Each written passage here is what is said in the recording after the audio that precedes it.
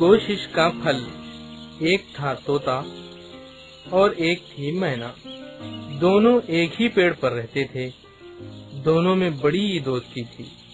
जब देखो पास ही बैठे हैं, बातें हो रही हैं। मगर तोता कुछ गमगीन सा रहता था। मैना अक्सर इस बात को महसूस करती थी और इसकी परेशानी का सबब पूछती, लेकिन तोता बात काट देता और कोई दूसरी बात छेड़ देता। आखिर मैना से न रहा गया। एक दिन उसने तोते से कुरेद कर पूछा, तोते मियाँ, हम लोग मुद्दत से एक जगह रहते हैं, एक दूसरे के दुख दर्द में शरीक हैं। फिर क्या बात है कि तुम मुझसे अपनी बेचैनी को छिपाते हो? ये तुम्हारा वहम है, मैं बिल्कुल ठीक हूँ। हाँ, ये ठीक है। तुम्हें अल्लाह ने सब कुछ दे रखा है। ये खूबसूरत शक्ल और सूरत, ये बाग की बहारें, फल फूल और ऐसा अच्छा मौसम। अपनी नींद उठे हो, अपनी नींद सोते हो, मगर फिर भी देखती हूँ कि तुम किसी फिक्र में डूबे रहते हो। आज मुझे अपना भेद जरूर बताओ, इससे तुम्हारे दिल का बोझ हल्का होगा।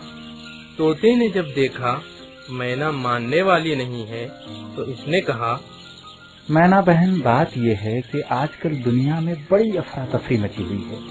बाग में जितने जानवर हैं, किसी को किसी से कोई हमदर्दी नहीं। तुमने भी देखा होगा कि कौवा चिड़ियों के घोंसलों में जाकर उनके अंडे बच्चे खा जाता है।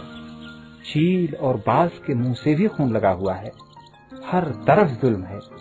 जो जरा भी ताकत रखता है, वो कमजोर को सता रहा है। हर एक को सिर्फ अपने फायदे से मतलब है। लड़ना झगड़ना, एक दूसरे को मार देना मामूली बात हो गई है। मैं जब इन करतूतों की तरफ देखता हूँ तो दिल कांप जाता है। लेकिन तुम इन सब की फिक्र में क्यों घुल रहे हो? ये दूसरों की फिक्र नहीं है, ये तो अपना ही गम है। जब जुल्म और सितम ज्यादा बढ़ जाएगा तो हम ही इससे कहाँ बचेंगे।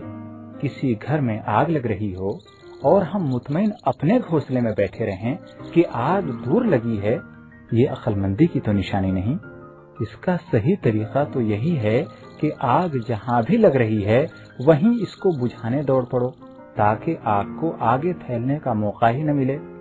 वरना ये ऐसी बुरी बला है कि दम के दम में आबादियां की आबादियां जल कर राख हो जाती हैं। अच्छा, तो अब ये बताओ कि क्या किया जाए? अगर तुम मदद करो तो बहुत कुछ किया जा सकता है। हम मिलजुल कर जानवरों के पास जाएंगे, उनको हर तरह समझाएंगे, उनको जुल्म और ज्यादती से तौबा करने और सीधी राह पर चलने की तलकीन करेंगे।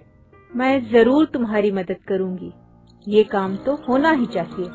हकीकत में अगर बाग में ज्यादा बिगाड़ आ गया तो फिर उसकी लपेट में सभी आ जाएंगे। गेहूं के साथ घुन के पिसने की मिसाल तो मशहूर है। इसके बाद ये हुआ कि तोता और मैना ने हिम्मत करके दावत का काम शुरू किया।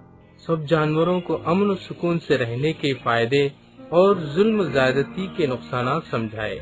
खुदा ने इनके काम में बरकत दी और हर जानवर ने बुरे कामों से तौबा की। तमाम बाग का नक्शा बदल गया।